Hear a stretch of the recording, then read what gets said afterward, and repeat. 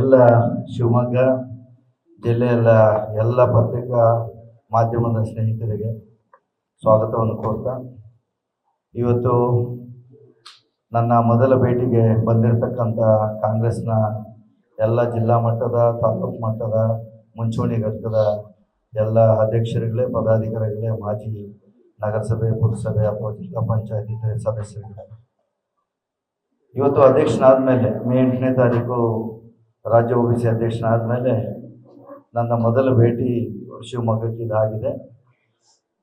ಅದು ಒಂಥರ ತ್ವರಿತ ಆಯಿತು ಅನಿಸುತ್ತೆ ನನಗೆ. ಯಾಕಂದರೆ ನಮ್ಮ ಜಿಲ್ಲಾಧ್ಯಕ್ಷರಿಗೆ ಫೋನ್ ಮಾಡಿದಂಥ ಸಂದರ್ಭದಲ್ಲಿ ಮಳೆ ಆಗ್ತಿದೆ ನೋಡಿ ಸರ್ ಅಂತೇಳಿ, ಇಲ್ಲಿ ಮಳೆ ಆದರೂ ನಮ್ಮ ಕೆಲಸ ನಾವು ಮಾಡಲೇಬೇಕಲ್ಲಪ್ಪ, ಎಷ್ಟು ಜನ ಆಗ್ತಾರೆ ಅಷ್ಟು ಜನ ಬರಲಿ ಸಾಕು ಅಂತೇಳಿ ಹೇಳಿದೆ. ಇವತ್ತು ಮಾಧ್ಯಮ ಮಿತ್ರರೊಂದಿಗೆ ಹಂಚ್ಕೊಳ್ಳೋ ವಿಚಾರ ಅಂತ ಹೇಳಿದ್ರೆ, ಈ SIRಗೆ ನನ್ನ ಉಸ್ತುವಾರಿನ ನಮ್ಮ ಶಿವಮೊಗ್ಗ ಜಿಲ್ಲೆಗೆ SIR ಉಸ್ತುವಾರಿಯಾಗಿ ಹಾಕಿದ್ದಾರೆ. ಅದೇ ನಿಟ್ಟಿನಲ್ಲಿ ಆಲ್ ಇಂಡಿಯಾ ಏನು ಹಿಂದುಳಿದ ವರ್ಗಗಳ ವಿಭಾಗ ಏನಿದೆ, ಅಲ್ಲಿಂದ ಕರ್ನಾಟಕ ರಾಜ್ಯದ ಛಾತ್ರೋನ್ ಕಿ ಗೂಂಜ್ ಅಂತೇಳಿ ಕಾರ್ಯಕ್ರಮನ ನಾವು ಮಾಡ್ತಾ ಇದ್ದೀವಿ. ಅದಕ್ಕೆ ಸಹ ಕರ್ನಾಟಕ ರಾಜ್ಯದ ಉಸ್ತುವಾರಿನ ದೆಹಲಿಯಿಂದ ಹಾಕಿದ್ದಾರೆ. ಎರಡು ವಿಚಾರಗಳನ್ನು ಇಲ್ಲಿ ನಾನು ಪ್ರಸ್ತಾಪ ಮಾಡಲಿಕ್ಕೆ ಇಚ್ಛೆ ಪಡ್ತೇನೆ. ಮೊದಲನೇದು SIR ವಿಚಾರವಾಗಿ ಏನೋ ಸ್ಪೆಷಲ್ ಇಂಟೆನ್ಸಿವ್ ರಿವ್ಯೂ ಅಂತೇಳಿ ಮತದಾರರ ಪಟ್ಟಿನ ಪರಿಷ್ಕರಣೆಗೆ ಏನೀಗ ನಡೀತಾ ಇದೆ. ಹಾಗಾಗಿ ಇವತ್ತಿಗೆ ಮೋಸ್ಟ್ಲಿ ಇದು 9ನೇ ದಿವಸ ಅಂತ ನಾನು ಭಾವಿಸ್ತೇನೆ. ಈಗ ಆಲ್ರೆಡಿ 9 ದಿವಸಗಳಾಗಿದೆ ಪ್ರಾರಂಭ ಆಗಿ. ಇಡೀ ರಾಜ್ಯದಲ್ಲಿ BLOs BLAs ಕಾಂಬಿನೇಷನಲ್ಲಿ, ಅಂದರೆ ಪಕ್ಷಾತೀತವಾಗಿ ನಡೆಯುವಂಥ ಇದೊಂದು ಕಾರ್ಯಕ್ರಮ. ಇದು ಎಲ್ಲ ಪಕ್ಷದ ಕಡೆಯಿಂದ BLA ಸಿಗ್ತಾರೆ, ಸರ್ಕಾರದ ವತಿಯಿಂದ BLO ಸಿಗ್ತದೆ. ಜೊತೆಯಲ್ಲೇನೇ ನಮ್ಮ ಪಕ್ಷದ ವತಿಯಿಂದ ಇದಕ್ಕೆ ಪೂರ್ವ ತಯಾರಿಗೆ ಸರಿಸುಮಾರು ಒಂದು 6 ತಿಂಗಳಿಂದ ನಡೀತಾ ಇದೆ. ಇದು ನಡೆಯೋಕ್ಕೆ ಅಂದರೆ ಪ್ರಾರಂಭ ಆಗುತ್ತೆ ಅಂತೇಳಿ ಒಂದು 6 ತಿಂಗಳಿಂದ ಪಕ್ಷದ ಕಡೆಯಿಂದ ಎಲ್ಲ ಘಟಕದ ಅಧ್ಯಕ್ಷರುಗಳು, ಪದಾಧಿಕಾರಿಗಳು, ಬೂತ್ ಮಟ್ಟದಲ್ಲಿರೋ, ತಳಮಟ್ಟದಲ್ಲಿ ಎಲ್ರಿಗೂ ಅವೇರ್ನೆಸ್ ಕಾರ್ಯಕ್ರಮ ಈಗ ಆಲ್ರೆಡಿ ಮಾಡಿದೆ. ಹಾಗಾಗಿ ಮಾಡಿರೋದ್ರಿಂದ ನಮ್ಮ ಸುದರ್ಶನ್ ಅವರ ನೇತೃತ್ವದಲ್ಲಿ ಈಗ ಆಲ್ರೆಡಿ ರಾಜ್ಯ ಪೂರ್ತಿ ಪ್ರವಾಸನ ಮಾಡಿದ್ದಾರೆ. ವಿಭಾಗವಾರದಲ್ಲಿ ಕಾರ್ಯಾಗಾರಗಳು ನಡೆದಿದ್ದಾರೆ. ಭಾರತದಲ್ಲಿ SIR ಪ್ರಾರಂಭ ಆದಮೇಲೆ ಇಷ್ಟು ಅವೇರ್ನೆಸ್ ಕ್ರಿಯೇಟ್ ಮಾಡಿರುವಂಥ ರಾಜ್ಯ ಅಂದರೆ ಕರ್ನಾಟಕ ಮಾತ್ರ. ಕರ್ನಾಟಕ ಬಿಟ್ಟು ಬೇರೆ ಕಡೆ ಯಾರೂ ಇಷ್ಟೊಂದು ಅವೇರ್ನೆಸ್ ಕ್ರಿಯೇಟ್ ಮಾಡಿರಲಿಲ್ಲ. ಹಾಗಾಗಿ ಕ್ರಿಯೇಟ್ ಆಗಿರೋದ್ರಿಂದ ಏನಂತ ಹೇಳಿದ್ರೆ, ಈಗ ಬಿಹಾರ್ ಇರ್ಬೋದು ಅಥವಾ ವೆಸ್ಟ್ ಬೆಂಗಾಲ್ ಇರ್ಬೋದು, ಸರಿಸುಮಾರು ಮೊದಲಿಗೆ 62 ಲಕ್ಷನ ಮತದಾರ ಪಟ್ಟಿಯಿಂದ ಹೊರಗಡೆ ಇಟ್ಟರು.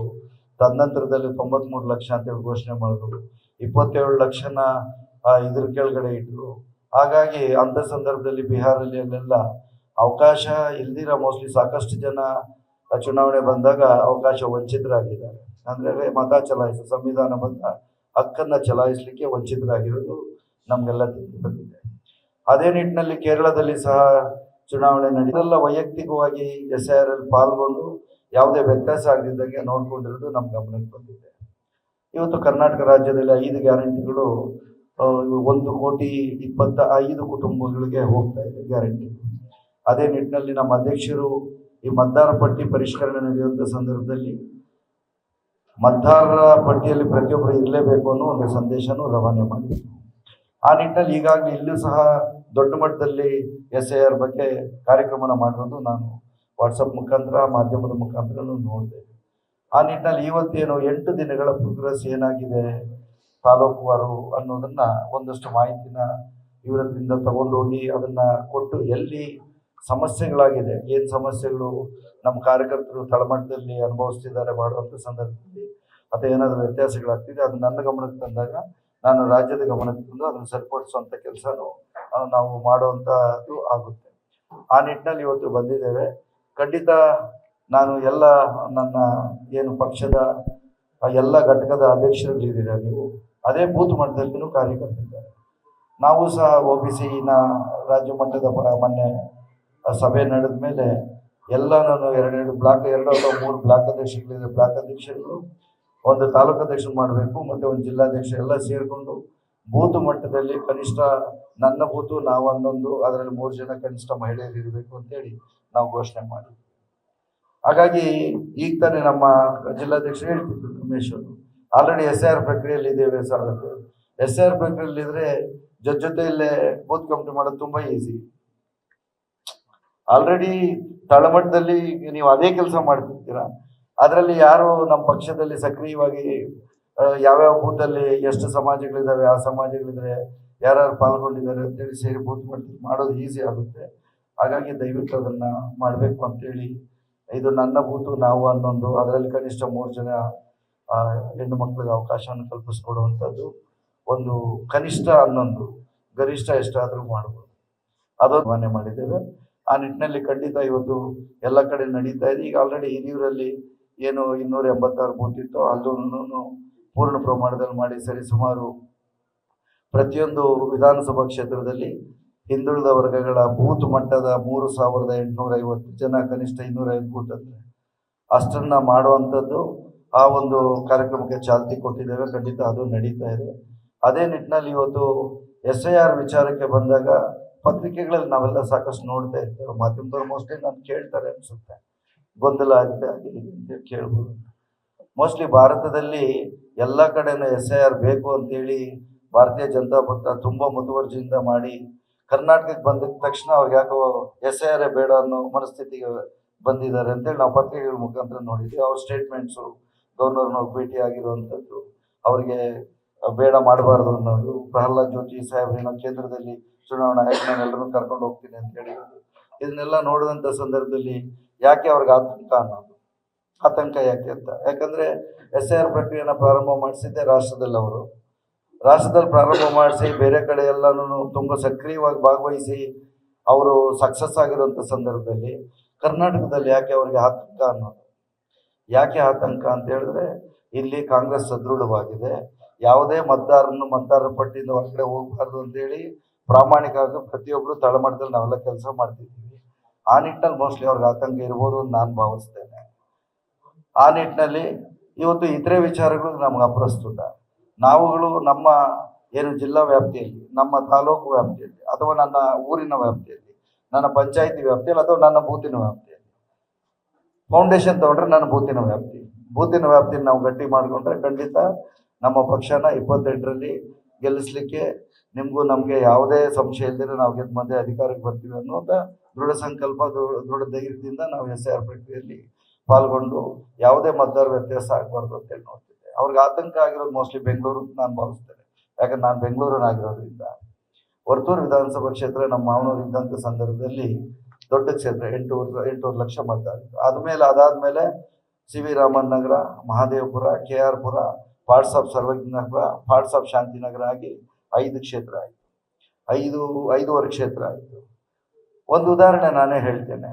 ಮಹಾದೇವಪುರ ವಿಧಾನಸಭಾ ಕ್ಷೇತ್ರದಲ್ಲಿ ಸರಿಸುಮಾರು 5 ಲಕ್ಷ ಚಿಲ್ಲರೆ ಇವತ್ತು ಮತದಾರರಿದೆ. ಅದೇ 2 ಲಕ್ಷ ಚಿಲ್ಲರೆ ನಮ್ಮ ಅಂದರೆ ಔಟ್ಸೈಡ್ ದಿ ಸ್ಟೇಟು, ಬೇರೆ ರಾಜ್ಯಗಳು. ಅಂಥ ಸಂದರ್ಭದಲ್ಲಿ ಅಲ್ಲಿ ಗೆಲ್ತಾ ಇರೋದೇ ಆ ಬೆಂಗಳೂರಲ್ಲಿ ಸರಿಸುಮಾರು ಇವತ್ತೇನು ಅವ್ರು ಗೆದ್ದಿದ್ದಾರಲ್ಲ, 18 ಕ್ಷೇತ್ರದಲ್ಲಿ ಗೆದ್ದಿದ್ದಾರಲ್ಲ, 18 ಕ್ಷೇತ್ರದಲ್ಲಿ ಅದ್ರಲ್ಲಿ ಕನಿಷ್ಠ ಏನಿಲ್ಲ 7-8 ಕ್ಷೇತ್ರ ನಾವು ಕಳ್ಕೊಳ್ತಾರೆ SIR. ಬೇರೆ ರಾಜ್ಯಗಳ ಹೆಂಗೆ ನಾವು ಕಳ್ಕೊಂಡು ಹಂಗೆ ನಾನು ಇವತ್ತಿಲ್ಲೇ ಹೇಳ್ತಾ ಇದ್ದೆ ಮಾಧ್ಯಮ, ಕನಿಷ್ಠ 8 ಕ್ಷೇತ್ರಗಳನ್ನು ಅವ್ರು ಕಳ್ಕೊಳ್ತಾರೆ. ಯಾಕಂದ್ರೆ ಮೈಗ್ರೆಂಟ್ ವೋಟರ್ಸ್ ಏನಿದಾರಲ್ಲ, ಅವ್ರಿಗೆ ಸಿಂಗಲ್ ವೋಟ್ ಅಂತೇಳಿ ಬಂದಂಥ ಸಂದರ್ಭದಲ್ಲಿ ಇಲ್ಲ ಅವ್ರ ರಾಜ್ಯದಲ್ಲಿ ಅವರು ಆಯ್ಕೆ ಮಾಡ್ಕೊಬೇಕು, ಇಲ್ಲಿ ಆಯ್ಕೆ ಮಾಡ್ಕೊಬೇಕು. ಜೊತೆಯಲ್ಲೇನೆ ಏನು ಬಿಹಾರಿಂದ, ಉತ್ತರ ಪ್ರದೇಶದಿಂದ, ಜಾರ್ಖಂಡಿಂದ, ಒರಿಸ್ಸಾದಿಂದ ಬಂದಿರತಕ್ಕಂಥ ಕೂಲಿ ಕಾರ್ಮಿಕರು, ಕನ್ಸ್ಟ್ರಕ್ಷನ್ಸ್ ಬಂದಿರುವಂಥವ್ರು ಮಹದೇವಪುರ ವಿಧಾನಸಭಾ ಕ್ಷೇತ್ರದಲ್ಲಿ ಸರಿಸುಮಾರು 2.5 ಲಕ್ಷ ಇದ್ದಾರೆ. ಅವ್ರಿಗೆಲ್ಲ ಟೆಂಪರರಿ ಶೆಡ್ಗಳು ಹಾಕ್ಬಿಟ್ಟು ಅದ್ರಲ್ಲಿ ಮತ ಸೇರಿಸಿದ್ದಾರೆ ಅವ್ರಿಗೆ. ಹಾಗಾಗಿ ಬೂತ್ ನಂಬರ್ 27 ಅಂದ್ರೆ ಈಸ್ಟ್ ಬೆಂಗಳೂರಲ್ಲಿ ಬೂತ್ ನಂಬರ್ 27ರಿಂದ 50ರವರೆಗೂ ವಿಶೇಷ ಪರಿಷ್ಕರಣೆ ಅಂತ ಹೇಳಿ ಕಂಪ್ಲೇಂಟ್ ಬೇಸ್ ಮೇಲೆ ಕರ್ನಾಟಕ ರಾಜ್ಯದ ಚುನಾವಣಾ ಆಯೋಗನೂ ಪರಿಷ್ಕರಣೆ ಪ್ರಾರಂಭ ಆಗಿದೆ. ಅಲ್ಲಿ ಅವ್ರಿಗೆ ಅದೊಂದು ಆತಂಕ ಸ್ಟಾರ್ಟ್ ಆಗ್ಬಿಟ್ಟಿದೆ. ಯಾಕಂದ್ರೆ ಆ ಬೂತಲ್ಲಿ ಹೈಯೆಸ್ಟು ಹೊರಗಿನವರು ಬಂದು ಸೇರಿರುವಂಥದ್ದು ಅಲ್ಲಿರ್ಬೋದು, ಸೌತ್ ಇರ್ಬೋದು, ಆಮೇಲೆ ನಮ್ಮ ಸತೀಶ್ ರೆಡ್ಡಿ ಅವರ ಕಾನ್ಸ್ಟಿಟ್ಯೂನ್ಸಿಯಲ್ಲಿ ಇರ್ಬೋದು, ಈ ಕಡೆ ಎಲ್ಲ ಸಾಕಷ್ಟು ಜನ ಅವ್ರು ನೆಕ್ಸ್ಟ್ ಅಧಿಕಾರನ ಕಳ್ಕೊಳ್ತಾರೆ. ಒಂದು ಆತಂಕದಿಂದ ಇವತ್ತು ಏನ್ ಮಾಡ್ತಿದ್ದಾರೆ, ನಮ್ಗೆ SIR ಸರಿ ಇಲ್ಲ, SIR ಮಾಡ್ತಾರೆ ಸರಿ ಇಲ್ಲ. ಯಾರು ಮಾಡೋದು? ಅಧಿಕಾರಿಗಳು ಮಾಡೋದು. ನಾವು BLAs ನಾವು ಇರ್ತೀವಿ, ಅವರು ಇರ್ತೀವಿ, JDS ಅವರು ಇರ್ತಾರೆ, ಎಲ್ಲ ಪಕ್ಷದವರು ಒಂದು BLO ಇದ್ದೇ ಇರ್ತಾರೆ. ನಾನು ಸರಿ ಇದೆ ಅನ್ನೋದನ್ನ ಅವ್ರು ಸರಿ ಇಲ್ಲ ಅಂತ ಪ್ರಶ್ನೆ ಮಾಡಕ್ ಅಲ್ಲೇ ಅವಕಾಶ ಇರುತ್ತೆ. ಹೌದಲ್ಲ, ಅಲ್ಲೇ ಆನ್ ಸ್ಪಾಟ್ ಅಲ್ಲಿ ಅವಕಾಶ ಇರುತ್ತೆ. ನೀನ್ ಸರಿ ಇದೆ ಅನ್ನೋದು ಇದು ಸರಿ ಇಲ್ಲ, ಸರಿ ಇದೆಯಾ ಸರಿ ಇಲ್ಲ ಅನ್ನೋದನ್ನ ಮಾಡ್ಲಿಕ್ಕೆ, ಅದನ್ನ ಡಿಸೈಡ್ ಮಾಡ್ಲಿಕ್ಕೆ BLOs ಇರ್ತಾರೆ. ಹೌದಲ್ವಾ? ಇವತ್ತು 2002 ಹಿಂದೆ 2002ರ ಮತಪಟ್ಟಿಯಲ್ಲಿ ಏನಿದೆ ಹೆಸರು, ಅದನ್ನ ಬಲಭಾಗದಲ್ಲಿ ನಾವು ನಮೂದನೆ ಮಾಡ್ಬೇಕಾಗಿ ಬರುತ್ತೆ. ಅದ್ರಲ್ಲಿ ಇಲ್ದಿದ್ದಂತ ಸಂದರ್ಭದಲ್ಲಿ ಎಡಭಾಗದಲ್ಲಿ ಇರ್ತಕ್ಕಂಥ ಕಾಲಮಲ್ಲಿ ನಾವು ಕೊಟ್ಟಿರುವಂತ ಎನ್ಯುಮರೇಷನ್ ಫಾರಮ್ ಅಲ್ಲಿ ನಮೂದು ಮಾಡಿ ಅವ್ರು ಸಬ್ಮಿಟ್ ಮಾಡ್ಬೇಕಾಗಿ ಬರುತ್ತೆ. ಏನಾದ್ರೂ ವ್ಯತ್ಯಾಸಗಳಿದ್ರೆ ಈ ಪ್ರಕ್ರಿಯೆ ಪ್ರಾರಂಭ ಮಾಡಿ ಅಕ್ಟೋಬರ್ 7ನೇ ತಾರೀಕು ಅಂತಿಮ ಪಟ್ಟಿ ಬರುತ್ತೆ. ಆಗಸ್ಟ್ ಅಲ್ಲಿ ಅವರು ಕರಡು ಪಟ್ಟಿ ಬಿಟ್ಟಂತ ಸಂದರ್ಭದಲ್ಲಿ ನಮ್ಗೆ ಮತ್ತೆ 1 ತಿಂಗಳು ಹೆಚ್ಚು ಕಡಿಮೆ 29-30 ದಿವಸ ಅವಕಾಶ ಇರುತ್ತೆ. ಏನಂದ್ರೆ ರೆಕ್ಟಿಫಿಕೇಶನ್ ಮಾಡ್ಲಿಕ್ಕೆ ಅಥವಾ ಏನಾದ್ರು ಬಿಟ್ಟು ಹೋಗಿದ್ರೆ ಸೇರಿಸ್ಲಿಕ್ಕೆ ಅದೆಲ್ಲ ಅವಕಾಶ ಇದೆ. ಅಂತ ಸಂದರ್ಭ ಈ ಪ್ರಕ್ರಿಯೆ ಏನು ಹೊಸದಾಗಿ ಕರ್ನಾಟಕ ರಾಜ್ಯಕ್ಕೆ ಮಾಡಿರೋದಂಥದ್ದಲ್ಲ. ಕೇಂದ್ರ ಚುನಾವಣಾ ಆಯೋಗ ಆಗಿಂದಾಗೆ ಮಾಡ್ಕೊಂಡು ಬರ್ತಾ ಇರುವಂತ ಒಂದು ಪ್ರಕ್ರಿಯೆ ಇದು. ಆದ್ರೆ ಇತ್ತೀಚಿನ ದಿನಗಳಲ್ಲಿ ಇದಕ್ಕೆ ಹೆಚ್ಚಿನ ಪ್ರಾಮುಖ್ಯತೆ ಯಾಕೆ ಬಂತು? ಯಾಕಂದ್ರೆ ಹಿಂದೆ ಎಲ್ಲ ನಡೆದಿದೆ, ನಮ್ಗೆ ಯಾರು ತಲೆ ಕೆಡಿಸ್ಕೊಳ್ತಾ ಇರ್ಲಿಲ್ಲ. ಚುನಾವಣಾ ಆಯೋಗ BLOs ಬರೋದು ಮಾಡ್ಕೊಂಡು ಅವ್ರ ಪಾಡಿಗೆ ಅವ್ರು ಹೋಗೋದು. ಆದ್ರೆ ಯಾವುದೇ ಹಳ್ಳಿ ಪ್ರದೇಶದಲ್ಲಿ ನಾಟ್ ಇವನ್ 0.1% ವ್ಯತ್ಯಾಸ ಆಗ್ಲಿಕ್ಕೆ ಸಾಧ್ಯ ಇಲ್ಲ ಹಳ್ಳಿ ಪ್ರದೇಶದಲ್ಲಿ. ಯಾಕಂದ್ರೆ ನಮ್ ಗ್ರಾಮದಲ್ಲೇ ತಗೊಂಡ್ರೆ, ನಮ್ ಗ್ರಾಮದಲ್ಲಿ 60 ಮನೆ ಇದ್ರೆ 60 ಮನೆಯಲ್ಲಿ ಯಾರಿದ್ದಾರೆ ಪ್ರತಿಯೊಬ್ಬರಿಗೂ ಗೊತ್ತಿರುತ್ತೆ, ಹೌದಲ್ಲ?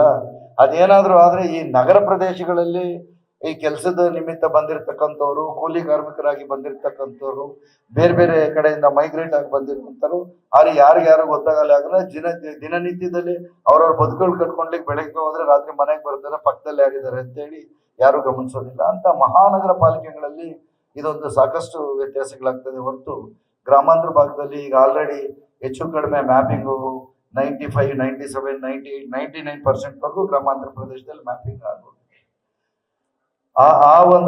ಹಾಗಾಗಿರೋದ್ರಿಂದ ಇವತ್ತು ಈ ಶಿವಮೊಗ್ಗ ಭಾಗದಲ್ಲಿ ಖಂಡಿತ ಪ್ರೋಗ್ರೆಸ್ ಸಾಕಷ್ಟು ಚೆನ್ನಾಗಿ ಆಗ್ತಿದೆ ಅಂತ ನಾನು ಭಾವಿಸಿದ್ದೇನೆ.